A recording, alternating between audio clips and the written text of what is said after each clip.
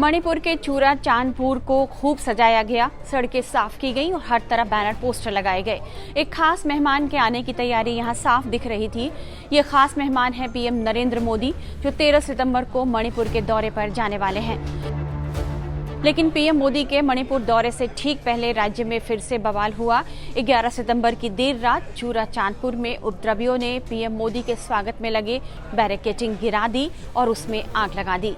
यह घटना पीसोनमुन गांव में हुई, जो चूरा चांदपुर पुलिस स्टेशन से लगभग 5 किलोमीटर दूर है। पुलिस ने उपद्रवियों को भगाया, लाठीचार्ज भी किया, जिसमें कुछ लोग घायल भी हुए हैं। कितने घायल हुए हैं, इस बात की कोई जानकारी सामने नहीं आई है। लेकिन पुलिस का कहना है कि देर रात हालात पर नियंत्रण पा लिया गया है।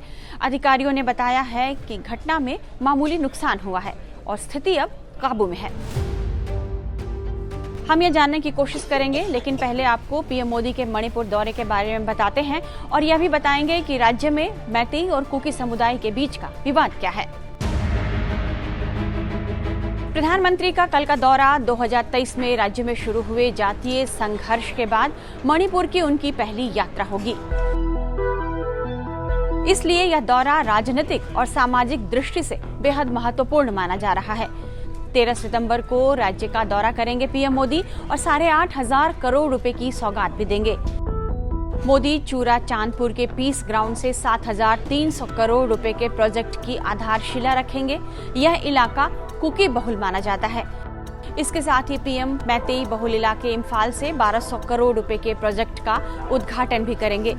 मई 2023 में मणिपुर में मैतेई और कुकी समुदाय के बीच जातीय हिंसा की दर्दनाक घटना से हर कोई वाकिफ है, जिसे वहां अंजाम दिया गया। महिलाओं के कपड़े उतारकर परेड कराने, उनकी आबरू लूटने और इंसानियत का गला घोटने की उस वारदात को याद करके हर किसी की रूह कांप उठती है। जातीय हिंसा की आग में मणिपुर को जलते सारे देश ने देखा था। इस हिंसा में अब तक 260 से ज्यादा लोगों की मौत हो चुकी है और हजारों लोग बेघर हो चुके हैं। मणिपुर में अभी राष्ट्रपति शासन लागू है। बीजेपी के तत्कालीन मुख्यमंत्री एन बीरेन सिंह के इस्तीफा दिए जाने के बाद राज्य में राष्ट्रपति शासन लगाया गया। कुकी पक्ष ने यह आरोप लगाया कि बीरेन सिंह एक मैतेई हैं, इसलिए शांति प्रक्रिया में वे बाधा डाल रहे हैं। आखिर कुकी और मैतेई समुदाय के बीच इतनी जानी दुश्मनी क्यों है और इन दोनों के बीच आखिर असल विवाद क्या है, चलिए इसे समझ लेते हैं। फिर मणिपुर में हो रहे शांति प्रयासों के बारे में भी जान लेंगे। पहले बात करते हैं मैतेई समुदाय की। मणिपुर का सबसे बड़ा समुदाय है यह मैतेई समुदाय, जिसका सूबे की राजधानी इम्फाल में प्रभुत्व माना जाता है। आमतौर पर इन्हें ही मणिपुरी कहा जाता है। मैतेई की जनसंख्या का जिक्र किया जाए तो मणिपुर में मैतेई की संख्या करीब 53% है। लेकिन हैरान करने वाली बात यह है कि इतनी संख्या होने के बावजूद मणिपुर के भूमि के करीब 10% हिस्से पर ही इनका कब्जा है। इस समुदाय के ज्यादातर लोग हिंदू हैं, जबकि कुकी और नागा मुख्य रूप से ईसाई हैं। 2011 में हुई जनगणना के मुताबिक हिंदुओं और ईसाइयों की मणिपुर में आबादी करीब 41% है। अब समझते हैं कुकी समुदाय कौन है। मणिपुर और मिजोरम राज्य के दक्षिण पूर्वी हिस्से में रहने वाली एक जनजाति कुकी है। कुकी पहाड़ी जनजातियों में से एक है, जो भारत, म्यांमार और बांग्लादेश में भी पाए जाते हैं। कुकी के बारे में ऐसा बताया जाता है कि उत्तर पूर्व भारत के करीब सभी राज्यों में मौजूद है। नागा कुकी की आबादी करीब 34% है। चौंकाने वाली बात यह है कि ये लोग राज्य के करीब 90% इलाकों में रहते हैं। मणिपुर के पहाड़ी इलाकों में दोनों ही समुदाय रहते हैं।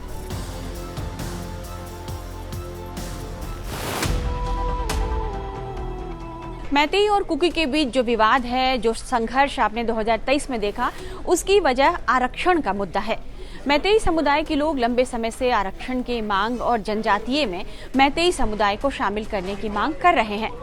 चूंकि पहाड़ियों में रहने वाले कुकी समुदाय के लोगों को अनुसूचित जनजातियों की लिस्ट में शामिल है, लेकिन मैतेई को सरकार ने उस सूची में जगह नहीं दी है। यही वजह है कि मैतेई अपनी यह मांग करते रहे हैं। वहीं कुकी और नागा समुदाय के लोग ये आरोप लगाते रहे हैं कि अधिकांश मैतेई समुदाय को विकास का पूरा लाभ मिल रहा है। इस विवाद ने उस वक्त तूल पकड़ लिया जब राज्य सरकार को मणिपुर हाईकोर्ट ने अनुसूचित जनजाति में मैतेई समुदाय को शामिल करने के लिए केंद्र को एक प्रस्ताव भेजने को कहा। मैतेई समुदाय ने जनजातीय समुदाय में शामिल करने के लिए मणिपुर हाई कोर्ट में एक याचिका लगाई थी। समुदाय की दलील थी कि 1949 में मणिपुर का भारत में विलय हुआ था। उससे पहले उन्हें जनजाति का ही दर्जा मिला हुआ था।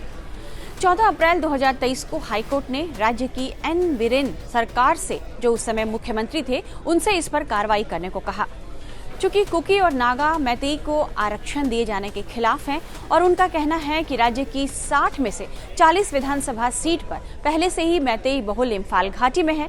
ऐसे में मैतेई को एसटी का दर्जा मिला तो वे जरूरत से ज्यादा नौकरियां हासिल करने में कामयाब हो सकते हैं और बाकी कुकी समुदाय अधिकारों से वंचित रह जाएंगे। इसलिए कुकी ने इस फैसले का विरोध किया। इसी के बाद 3 मई 2023 को मैतेई की आरक्षण वाली मांग और अदालत के आदेश के खिलाफ विरोध मार्च बुलाया गया। All tribal students union of Manipur ने आदिवासी एकजुटता मार्च निकाला, जिसके बाद जगह जगह पर हिंसा भड़क गई थी। मैतेई और कुकी के बीच विवाद की एक और वजह मणिपुर का वो कानून भी है जिसके तहत नियम यह है कि जो मैतेई के लोग घाटी में बसे हैं वो पहाड़ी इलाकों में ना तो रह सकते हैं और न ही जमीन खरीद सकते हैं। यदि कुकी और नागा की बात की जाए तो पहाड़ियों में रहने वाले इस समुदाय के लोग घाटी में जमीन भी खरीद सकते हैं और वहां बस भी सकते हैं। ऐसे में मैतेई समुदाय के लोग इस बात से आपत्ति जताते रहे हैं। हालांकि पीएम मोदी की मणिपुर यात्रा से पहले एक समझौते पर सहमति बनी है, जिससे राज्य में सकारात्मक माहौल बनने की उम्मीद जगी है। यह समझौता मणिपुर में शांति स्थापित करने की दिशा में एक महत्वपूर्ण कदम हो सकता है। इसके तहत कुकी और मैतेई दोनों समुदाय एक दूसरे को सहूलियत देने को तैयार हैं। सस्पेंशन ऑफ ऑपरेशंस, जिसे युद्ध विराम समझौता भी कहा जा रहा है, इस पर केंद्र सरकार, मणिपुर सरकार और कुकी जो विद्रोही समूह के 2 संगठनों ने हस्ताक्षर भी किए हैं, जिसके तहत क्षेत्रीय एकता बनाए रखने और राष्ट्रीय राजमार्ग 2 को खोलने पर सहमति बनी है। कुकी जो परिषद ने भरोसा दिया है कि वे इस रास्ते पर शांति बनाए रखने के लिए सुरक्षा बलों के साथ मिलकर काम करेंगे। यह फैसला गृह मंत्रालय और KZC के बीच कई दौरे की बैठक के बाद लिया गया है। एक संयुक्त निगरानी समूह इन नए नियमों पर सख्ती से नजर भी रखेगा। अगर कोई उल्लंघन पाया गया तो उस पर तुरंत और कड़े कदम उठाए जाएंगे। हालांकि कुछ ऐसी रिपोर्ट्स आ रही है कि समझौते के तुरंत बाद ही प्रतिद्वंदी मैतेई और कुकी कम्युनिटी की तरफ से विरोधाभासी बयान आने लगे हैं। ऐसे में इस अशांत पूर्वोत्तर राज्य में लंबे समय से जो प्रतीक्षित शांति की उम्मीदें कहीं धूमिल न पड़ जाए। बस इस बात की प्रार्थना कीजिए कि अब इस राज्य में शांति बहाली हो जाए। इस तरह के तमाम एक्सप्लेनर्स के लिए आप बने रहिए टाइम्स नाउ भारत के डिजिटल प्लेटफॉर्म के साथ।